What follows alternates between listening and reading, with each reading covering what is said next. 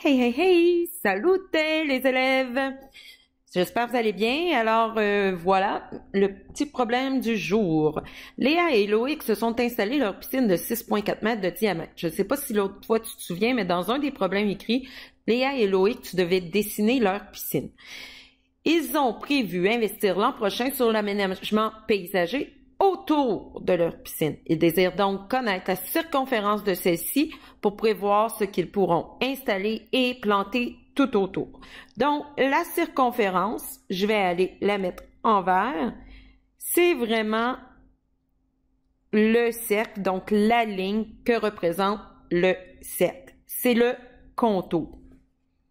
Donc, la circonférence, je vais aller la surligner en vert et ça correspond au contour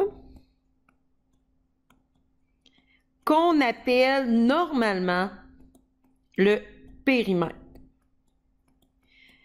Mais quand c'est le cercle, on n'utilisera pas le terme périmètre, on va utiliser le terme circonférence. Donc ça, si tu veux l'ajouter sur ta feuille à mémoire, le cercle, quand on entend circonférence, plutôt, on sait qu'on a un cercle et on cherche la mesure du contour. Parfait. La circonférence est représentée par la lettre majuscule C. Ensuite, pour trouver la circonférence, on a besoin du rayon qui est ici, R. Dans ce cas-ci, il mesure 3,2. Là, on a 3,2 cm. Mais dans le problème, dans l'autre problème écrit qu'on avait sur Loïc et Léa, on disait que 1 cm était égal à 1 mètre. C'était à l'échelle. C'est une échelle, donc sur ta feuille, ça mesure 1 cm, mais dans la réalité, ça mesure 1 mètre. Donc, pour calculer la circonférence, tu as besoin soit du rayon ou du diamètre. D minuscule, c'est égal diamètre. Bon. Dans le problème suivant, tu as Léa et Loïc qui ont une piscine d'un diamètre de 6,4 mètres. Donc, D est égal à 6,4 mètres.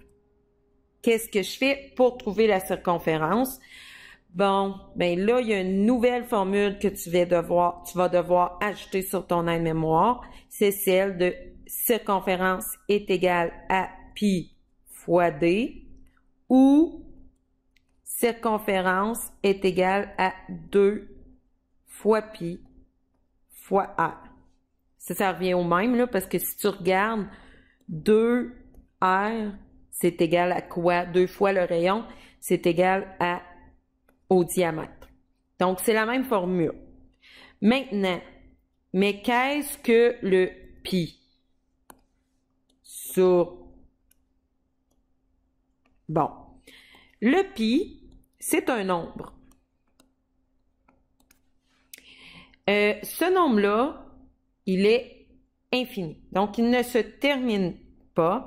Comment que les mathématiciens l'ont déterminé? C'est que, à force de mesurer plusieurs cercles de toutes sortes de grosseurs, ils se sont aperçus que cette mesure autour par rapport au diamètre ou par rapport au rayon nous emmenait toujours à un même nombre qui était pi. Et pi, si tu prends ta calculatrice, tu devrais retrouver le symbole. Moi, il est inscrit, là, tu vois, je pèse dessus, il est en gris foncé.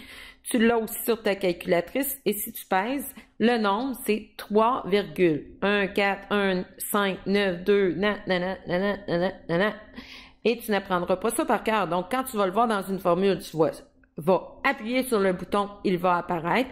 Et si tu es mal pris et qu'il n'est pas sur le bouton, ben, sache que pi, ce que je vais te demander, c'est d'apprendre qu'il est égal à 3,1416. Donc, si tu ne l'as pas, je veux au moins que tu prennes 4 chiffres après la virgule pour pi. Ça aussi, tu pourras l'indiquer sur ton aide-mémoire. Maintenant, oups, Maintenant, on va aller faire les calculs. Donc, moi, étant donné qu'on m'a donné le diamètre de 6,4, ben, la circonférence, je vais marquer pi fois 6,4 est égal à, je prends ma calculatrice, donc, là, je vais faire, pi fois 6,4 est égal à 20, blablabla. Moi, je vous demande tout le temps de donner au moins 2 chiffres après la virgule. Donc, je vais en prendre 3 pour pouvoir bien arrondir. Je regarde le chiffre suivant le deuxième chiffre après la virgule, donc les centièmes. Étant donné que c'est 5 et plus, je vais devoir arrondir les centièmes à l'entier supérieur. Donc, 20 et 11 centièmes de mètre. Voilà, ça, c'est la circonférence de ma piscine. C'est beau! Bye!